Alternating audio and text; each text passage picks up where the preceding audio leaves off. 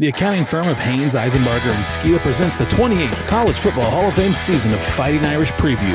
And now, your host, Phil Houck. Ladies and gentlemen, back after a 3-year sabbatical in a Tibetan monastery at the summit of Mount Everest, it brings me to joyful tears to introduce the triumphant return of the wise and magnificent Fighting Irish poet, Sir Philip Houck.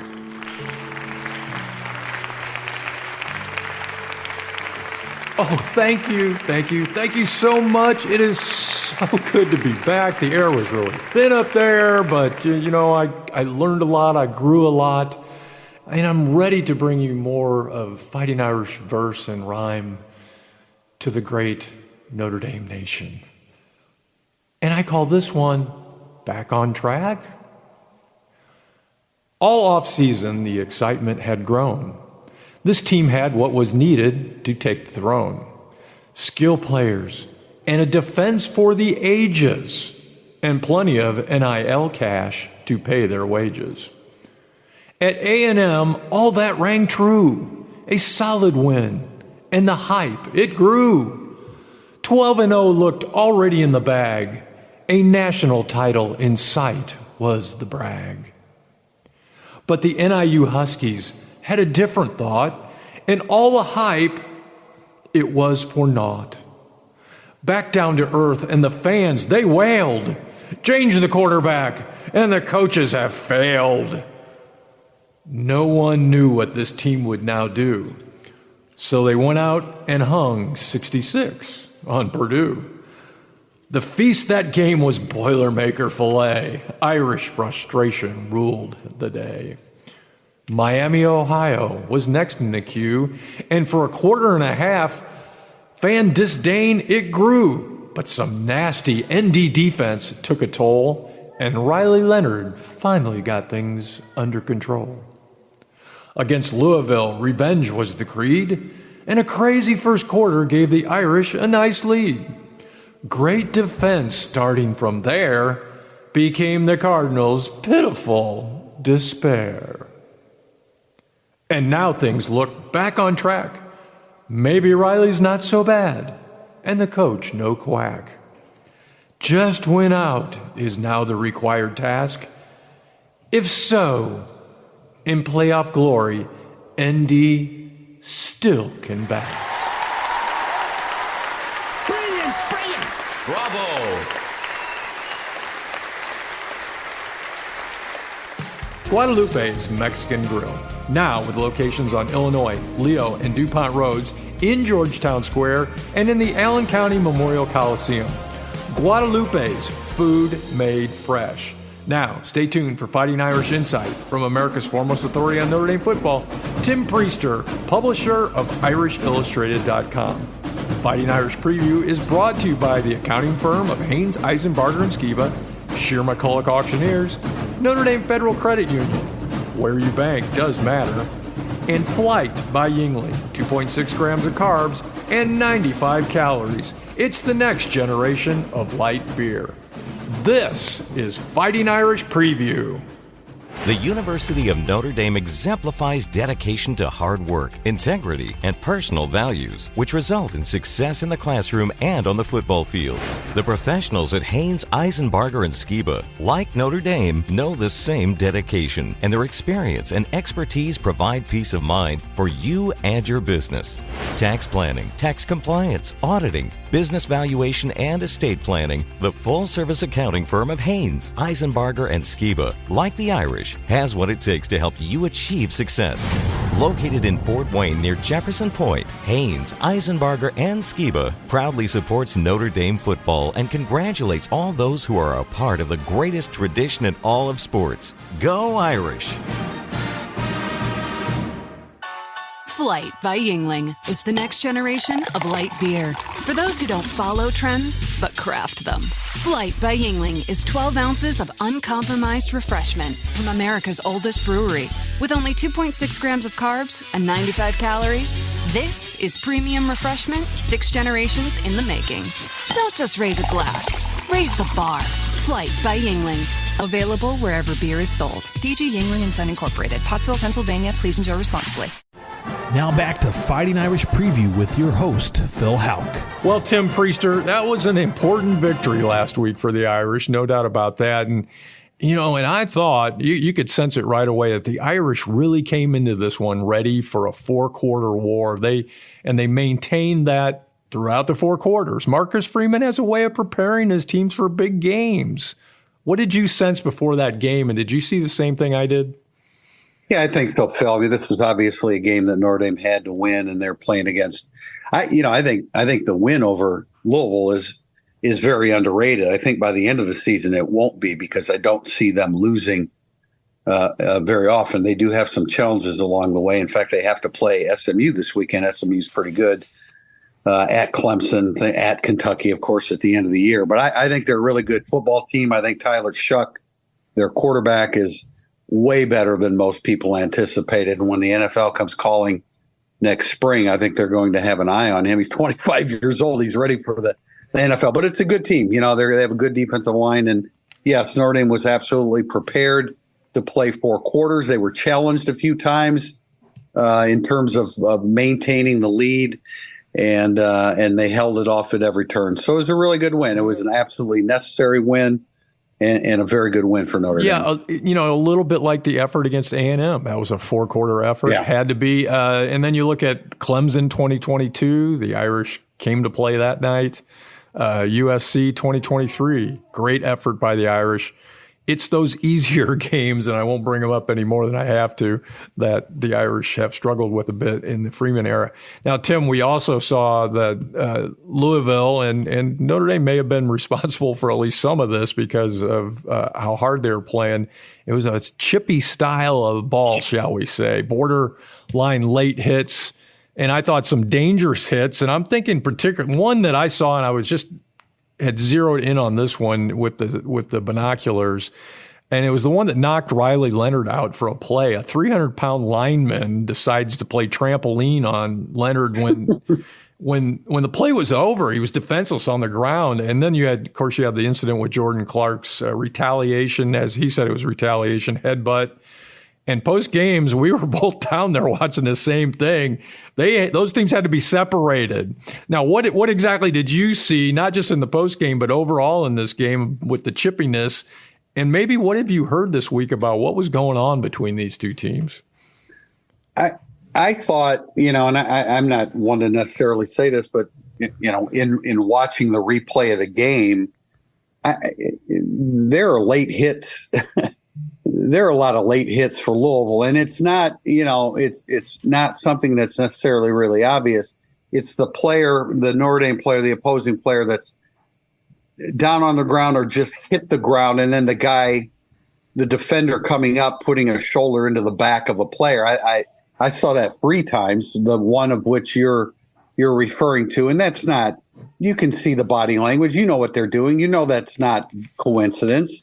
And that they've been taught to do that, which I think is pretty cheap. And it's one thing to drill a guy. It's another thing to do deliberate things in an attempt to hurt the opponent. And I didn't think that was right. Now, there was some bad blood. Notre Dame didn't like the way things were handled or the way they played last year at Louisville, so they had a lot. They had a lot to gain as well. So, I'm not saying it was totally one-sided, but there's no doubt that Jordan Clark is not going to react that way unless somebody has, as he said, spit in his face. And that's just uncalled for from any team, any opponent. Well, I think these teams could turn out to be Miami, Notre Dame style rivals, except I don't think they play again now for a couple of years. But considering what happened last year in Louisville and then this year at Notre Dame, those teams don't really like each other very much, which actually makes it fun. But dirty play, I don't like that. That has no place, obviously. And I'll say that post game when I saw coaches and security personnel and everything else kind of trying to direct players, and I saw the Notre Dame players kind of taunting a little bit because they were the winners. I was kind of glad they were actually insulated over in the media corral because Normally, we would have been right out there in the middle of that in the old days. So it got a little dicey, but cooler heads thankfully did prevail. Okay, a rocky start to the game, though, fumbling the opening kickoff. But this offense really got on track, played probably about as well as they have all season long, 3 touchdowns pretty quickly. But then it all kind of stopped. The Irish really went vanilla. The worst example of vanilla was when with 5 minutes to go and all the Irish needed was 1 first down and they could run the clock out. And they go quarterback keeper 3 straight times into the line and punted. Were the Irish at this point just protecting the lead? Don't they trust the offense enough, Tim? Tell me what the strategy was after the Irish had their offense running early, but then changed strategy. I thought at least you give Jeremiah Love a touch. If you're going to go 3 running plays with Riley Leonard and nothing fancy with it, at least give Jeremiah Love a touch. So if all he has to do is evade 1 tackle and it's a first down, and now you are running out the clock because Louisville didn't have timeouts left. Or, fake a jet sweep to Jaden Harrison and have Riley Leonard run the football that way. These are all things that were going, this isn't a second guess. These are all things that are going through my head at the time that series started, and they didn't, but they felt comfortable with the ball in the big quarterback's hands, and that you can understand. But Jeremiah Love needs to get a touch in that series because it doesn't take much for an evasive player like that to get beyond the yard marker and move the chains. Okay, well, we did see some good stuff, particularly in that first half from this Irish offense. So I want you to paint, I'm the eternal optimist. Paint me a rosy picture about the development of this offense. Where are they going? How good can it get? What's it going to look like? Okay, well, here's the first rosy part of the picture, Phil. They're about to play some teams with some pretty bad defenses. And Stanford and Georgia Tech and Florida State and Virginia and Navy are really bad against the pass. And so the notion that Riley Leonard has topped out, I think many times people forget that it's two teams playing against each other. And I know he struggled, and I'm not defending him. He needs to be better. He needs to be more accurate. But I also think that you need to look at the matchups, and there are going to be some opportunities here for him to throw the football a little bit more successfully. The offensive line is going to get more experience. Jeremiah Love is always a big play waiting to happen. That offensive line, I got to tell you, Phil, I wouldn't be shocked if a change is made somewhere along that offensive line coming out of the bye week, because guys like Gerby Lambert are knocking on the door and Sullivan Absher are knocking on the door. So, they're developing offensive linemen. They still have the weapons offensively. You have Jeremiah Love, and I think there's some teams coming up Notre Dame can throw the football against. Okay, well, that will be fun to watch because for the most part, this offense hasn't been consistently fun to watch, and that's me trying to be as nice as I can. All right, let's do a little report card action here, Tim, during the bye week. And I'm going to hit 4 or 5, maybe 6 areas of the team. And let's do these just like quick hits, just a quick comment and give me a grade, A to F. Let's start with the running game. 20th nationally right now, averaging 214 yards per game. Yeah, I think that's a solid B+, A-. Yeah, 20th in the country. You have the extra dimension of Riley Leonard. I know that NBC showed the graphic of Price and Love with the best duo yards after contact. At least that was the case heading into the Louisville game. Despite the fact that it's been a very young offensive line, the running game's been really solid. But what definitely has taken them up to the top 20 is the fact that Riley Leonard has rushed for a couple hundred yards here in recent weeks, and he's averaging about 6.5 yards a carry or so. So multi-dimensional, and that's not a quick hit, but that's what I'm saying about that. Okay, that's all right. That's all right. That's all good stuff. And let's talk about the passing game, because I have a feeling the grade's not going to be quite so high. That passing game is ranked 111th nationally with 171 yards per game. Go ahead. Yeah, it's a D. I mean, that's just not consistent enough. It's not enough yardage. The completion percentage isn't good enough. You have some good receivers there that are better than their stats are indicating, because the quarterback is struggling throwing a football. And Mike Denbrock, I don't think is calling a very aggressive game. Rightfully so in some respects. Maybe, and those are all dictated by the game. That's, I think, what happened against Louisville, that the decision was made that we really can't trust that passing game.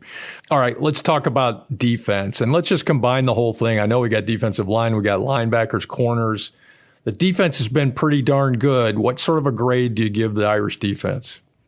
They keep points down. That's obviously that's the most important statistic. I'm going to say because we know that they can be better. Now the injuries are hitting. B minus. I think they can be better, but it's going to be difficult without Boubacar Traore for. We'll talk about that, I guess, further. But yeah, Jordan Botelho, some other losses as well. So. I holding them to a high standard, I'll say B minus. Yeah, and I know we had such high hopes for that defense, and that's not B's pretty good grade, but and they are holding points down. 11th in the nation in scoring, 12.6 points per game. That's really good, because when you look back at the 2023 defense, that one was high ranked as well. I think at the end of the season they were 7th in points allowed, but they were allowing 15.9 points per game. So we know that it's in that, and that's what it's all about. The bottom line is don't give up points, and they're doing very well in that category. All right, let's move on to special teams. First of all, did we ever get any clarity with the Australian punter, James Rendell? Will he be back for another year next year? And go ahead. Well, that's a topic that we haven't really discussed since the season started, so I'm not sure. It was undetermined going into the season, and I think that'll be something that we find out as we get into December. Okay, so that's Rendell's status, and he's averaging 41.2 yards per punt. Was having a good day, I thought, last week, and then when we really needed him on the last punt of the game, he pulled it up short, unfortunately, and did give Louisville a chance to move down the field. But talk about not just that part of the game, but Jaden Harrison, no big returns. Mitch Jeter, 5 of 7 on field goals. That's pretty good. Overall, how do you rate the special teams? At best, D plus, D minus. They've botched 3 field goals. The punting's the least of their worries, Phil. True. He gets a good bounce. He didn't come up with a clutch punt that he needed at the end of the game, but fumbled kickoff, muffed punt, 3 botched field goals, punting that doesn't look pretty. I think they're much more capable than what they've shown. Yeah, and I would expect to hopefully see some big plays in the rest of this season, because they just haven't occurred, and we've gotten used to Notre Dame special teams the last few years being outstanding, but it just hasn't sparkled this year. There's no doubt. All right, last category, coaching. Obviously, Northern Illinois, that was a mortal sin, but A&M and Louisville, those are 2 good wins. How do you rate the coaching to this point? Because it's Marcus Freeman's 3rd year, I think you have to judge it a little bit more strictly. C plus, B minus. You're right. The big games, they were ready for those. The one that diminishes from the big games, the Northern Illinois game, that's an F that day. It's an F. Your team wasn't ready to play. So, C plus, B minus. But again, I think Marcus Freeman himself would give him a harsher grade, because in the 3rd year of his regime, you can't.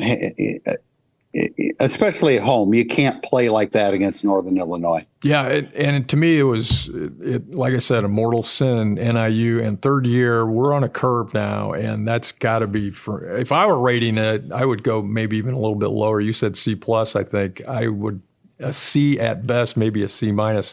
All right, here we go. We've tried to kick this off a couple other times. And this is the Tim Priester Fun Question of the Week. And, of course, a bye week is a good time to do that. Now, Tim, you have covered Notre Dame football your entire working career, almost from the moment you graduated from Notre Dame. But if you had not landed in this business, what do you think you'd be doing for a living today? I'd probably be retired if I had followed the path that I'm going to say. I would have been a baseball coach. I did it in high school.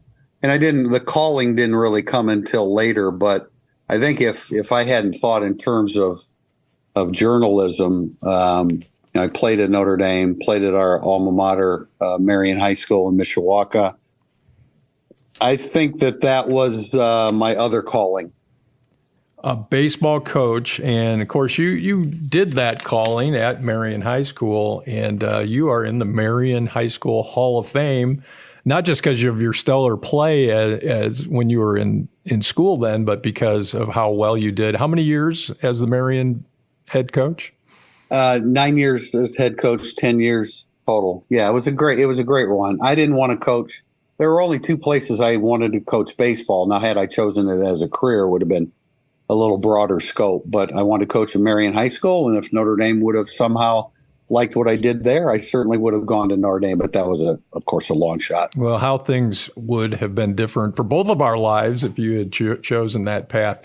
Thanks, Tim. Coming up, it's the all-time Irish hero, key to an Irish victory, injury report, and the world-famous Irish Illustrated prediction. And during the break, it's the Fighting Irish Fact of the Week, brought to you by Ron Wise and the Wise Insurance Agency.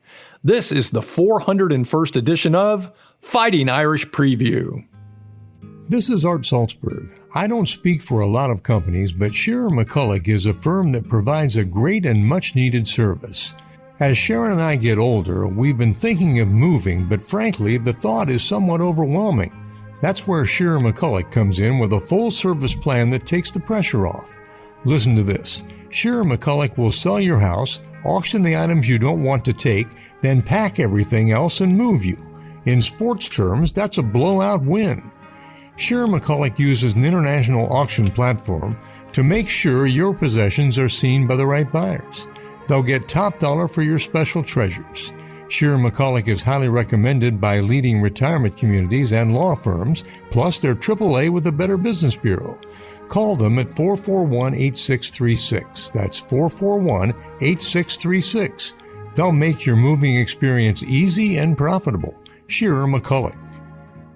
The Fighting Irish Fact of the Week is brought to you by our friends at the Wise Insurance Agency.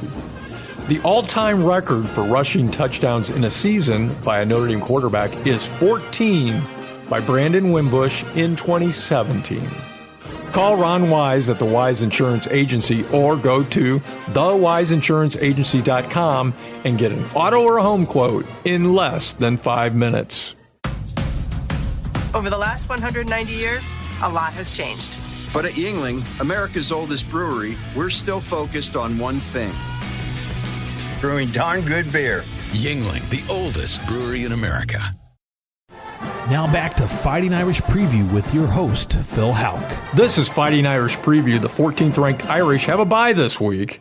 They will take on Stanford in Notre Dame Stadium next week with a 3:40 South Bend time kickoff, TV coverage on NBC. And it's now time for the all-time Irish hero, brought to you by the Marina at Lake Gage. Chris Craft, Mastercraft, Vanderbilt, and Premier Pontoons, new and previously owned, we share your boating passion. Last week we finished up our series on Notre Dame's national championship winning coaches. And this week we started a new series. The national, other than the Heisman Trophy, award winners of the last 50 years for Notre Dame. Okay, you got that? It'll become self-explanatory. And we start off this week with the winner of the 1976 Outland Trophy, which is awarded to the best interior lineman in all of college football each year. And also the winner of the 1977 Maxwell Award that goes to the best all-around player, as well as a few others. He won several awards, but those are the two big ones. And we're talking about the great Ross Browner.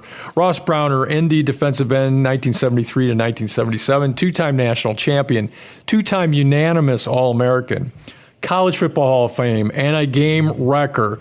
Browner was ferocious on the field and a Notre Dame man off. In a 2014 interview with The Observer, he succinctly described his approach to the game. I went in with a total mentality to go in and to be a destroyer of offenses. Well, mission accomplished. Browner was a 4-year starter under Ara Parseghian and Dan Devine, played in the 1973 and 1977 national championship teams. In his career, he totaled 340 tackles, 77 tackles for loss, 12 fumble recoveries, 10 deflected passes, 2 blocked kicks. He holds school records for career tackles by a defensive lineman, tackles for loss in a single season. He had 28 tackles for loss in 1976, career fumbles recovered at 12, and career tackles for loss at 77. In his junior year of 76, he was a unanimous All-American, was named Outland Trophy winner as the nation's best defensive lineman. And then during his senior campaign, he was again a unanimous All-American, and more awards came his way. The Maxwell Trophy as the nation's best player, the Lombardi Trophy as the nation's best lineman. He finished 5th in the Heisman Trophy voting. A first-round NFL draft pick, he went on to a successful 10-year NFL career. Tim, when Ross Browner passed in 2022, I wrote about him and quoted you in my article as saying that Browner was, quote, a man-child as a freshman, and went on to be the most dominant defensive player in the history of Notre Dame football. Tell us a little more about Ross Browner. Well, I stand by that description. He was the most dominant defensive player I've ever seen play for Notre Dame, and he had an enthusiasm for just exactly how he described the way he played the game. That's exactly the way it looked. He had a great enthusiasm for the game. I got to meet him. I did a Notre Dame Club of Elmira, New York event with him, and his personality it absolutely filled the room. He was a big man. His personality was even bigger, fun-loving, cared about other people, legitimately reached out to others and tried to make an impact in their lives. He was impactful on the football field and off the football field. Without a doubt. And something about his pro career, which was interesting, in Super Bowl 16 against the 49ers, he set the Super Bowl record for tackles by a defensive lineman. One of his tackles was a sack of his former teammate, a guy named Joe Montana. Ross Browner, another Marine at Lake Gage all-time Irish hero. The Marine at Lake Gage, we love boats. And it's now time for the Notre Dame Federal Credit Union early line on Stanford, who the Irish will take on next week after the bye. Last year, Stanford was 3-9. They sit at 2-2 this year and will take on Virginia Tech this week. They fell to Clemson last week, 40-14. Last year, the Irish defeated them in Palo Alto, 56-23. So far this year, they have been led by junior quarterback Ashton Daniels, who suffered an ankle injury in the Clemson game, so his status is unknown. The Cardinal possess one of the better pass receivers in the country in sophomore Eric Iomanner. Defensively, Stanford struggled mightily last season, giving up 37.2 points per game, one of the worst numbers in the country. And this year, that number has improved, but is still a not very good 26.7 points per game. Without a doubt, the Cardinal are in a rebuild under second-year head coach Trey Taylor. Taylor is recruiting well and does have a reputation as an innovative offensive mind. Tim Priester, what is the Notre Dame Federal Credit Union early line on Stanford? Notre Dame lost to Stanford 2 years ago at home. Never should have happened in Marcus Freeman's first year. I think this is a better football team than that. And I realize that, the numbers don't necessarily show it. It was a 40 to 14 loss to Clemson. And yet Stanford had 10 more snaps. They had 2 more first downs. They were 7 for 17 on third down. They had time of possession, 7.5 more minutes. But Ashton Daniels did throw 3 interceptions, and that really hurt them. So I think they're a dangerous team. I think Troy Taylor's a very good coach. He came from Sacramento State. Nobody knew anything about him, at least on the FBS level. But he was 30-8 while he was at Sacramento State on the FCS level. So I think they're a dangerous team. I really do, and I think under Troy Taylor, they will continue to get better and better every year. Okay, thanks, Tim. So beware, particularly of that offense. That's something to look forward to for next week. And for this week's Notre Dame Federal Credit Union key Irish player, Tim, I want you to give me 2 names. The first, a player who has exceeded your expectations so far this season, and the other, a player who has not lived up to expectations. Exceeded expectations, I would go to the defensive secondary, which clearly has become Notre Dame's best position. And it's largely because, I'm going to mention 2 guys, but in particular, Adon Schuler, who's really stepped forward, beat out Rod Hurd II for the starting safety job and has been outstanding. And then I'll throw in Leonard Moore. I don't, he didn't arrive until June. We didn't know that he would be an impact player. He had to step in for an injured Christian Gray and Jaden Mickey had decided to redshirt. He was outstanding last week against Louisville. So those two guys have made that. We knew about the other guys in the secondary. We knew about Watts and Morrison and Gray, but those two guys have taken it to another level. Okay, and a player who maybe hasn't quite lived up to our expectations? I think there's only one choice, and that's R.J. Oben, the defensive end from Duke, who was kind of a Tasmanian devil in the middle of the pile when he was playing for Duke, but he has not been impactful. He hasn't been quick. He doesn't look like he's in the best of shape, and he just has not been around the football nearly enough. No, and they could certainly use some help at the defensive end position. And to get back a little bit to Leonard, by the way, yeah, what a game out of him last week. 7 tackles, led the team, had a forced fumble early in the game on Tyler Shuck's 43-yard scramble that looked like it was going to put Notre Dame under some real stress, but a great play at punching the ball out. And he played 76 snaps in the game, which is just remarkable. Leonard, and he's going to go back to third string or second. He wasn't even, he was fourth string, I guess, corner. Right. Jaden Mickey transferred, and then Christian Gray was injured. But, yeah, he's a player, a freshman. Thanks, Tim. Notre Dame Federal Credit Union, where you bank does matter. And it's now time for the injury report brought to you by Indiana Physical Therapy. Your choice for physical therapy now with 21 Indiana locations. Tim, how are the Irish health-wise going into the bye week? And boy, do they need a bye week because the injuries are really ramping up. Yeah, at the top of the list, Phil, and Notre Dame hasn't announced anything because of the bye week, but on Monday they will announce it. Defensive end Boubacar Traore is going to be lost for the season with a torn ACL. It didn't look like it was much. It was non-contact. He just planted his foot, and the left knee gave out. So that's a huge one. They need Josh Burnham back. There's no doubt about that. Maybe they get Gabe Rubio back after this. They need him on the defensive line as well. But the number one concern coming out of the Louisville game is Traore, who we expect them to announce that he'll be lost for the season. Okay, that's a heartbreak in more ways than one. Jordan Faison also out for an injury again. It looks like an ankle. Yeah. And then Pendleton on the offensive line spent some time out of the game. Yeah, Faison, that looked like a bad re-injury of the ankle injury that he suffered, foot ankle injury that he suffered at Texas A&M. I can't imagine, since it was the same one, especially, I can't imagine he'll be ready for Stanford. Who did you mention? I was going to talk about Pendleton. Yeah, Pendleton. I'm not, I tell you the truth, I'm not really sure exactly what that was. We'll find out on Monday. I know that they've been looking at Sullivan Absher at left guard. It might have something to do with that. Not injury related, but Gerby Lambert is a guy that he's the ideal length and exactly what you want at one of the tackle spots. He'll be in the starting lineup next year, I'm pretty sure. But he's putting pressure on Anthony Knapp. That's not an injury situation, though. Okay. Also, Jack Kaiser did miss some time, too. Yeah. He'll probably be okay, but, lots of little injuries.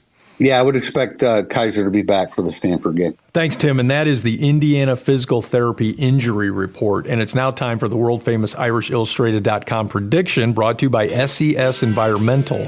Need help navigating environmental risk and with regulatory compliance?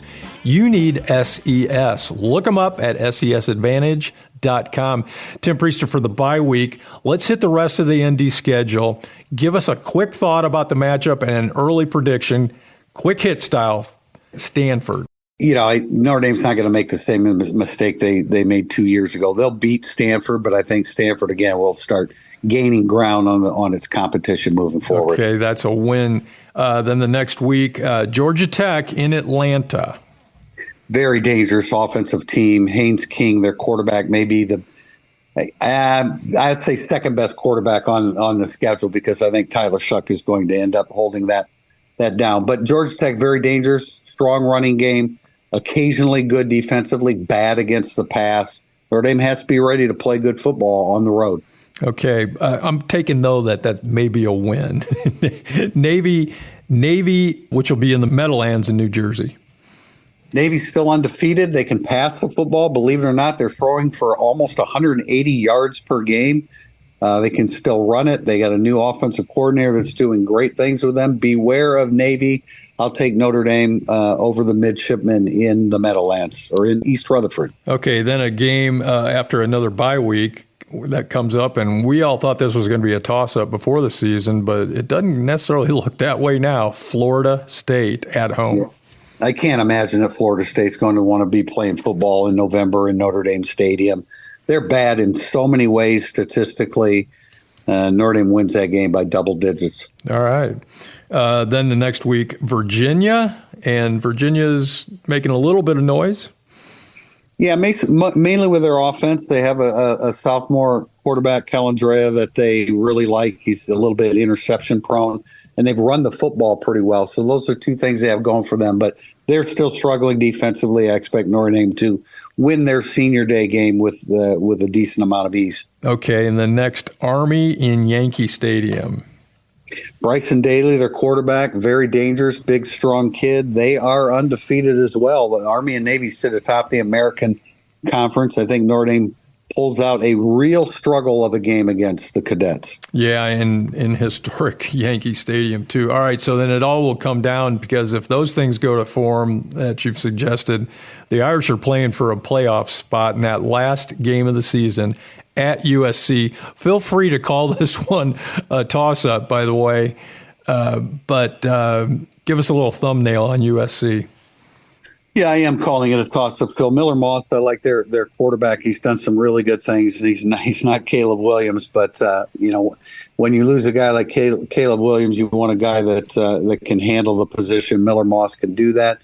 They've had some struggles against the run. They have the new offensive coordinator that came over from UCLA.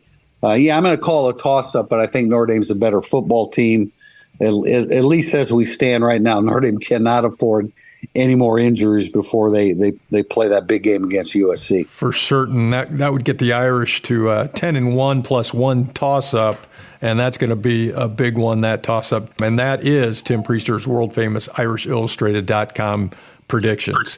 Thanks, Tim. Thank you, Phil. Go Irish. And thanks for listening to Fighting Irish Preview. Special thanks to Jim Shovelin, Brett Rump, Art Salzberg, and studio producer Adam Schenkel. Fighting Irish Preview is the copyrighted property of Judge Phil Productions. For more Fighting Irish Preview, look us up at fightingirishpreview.com.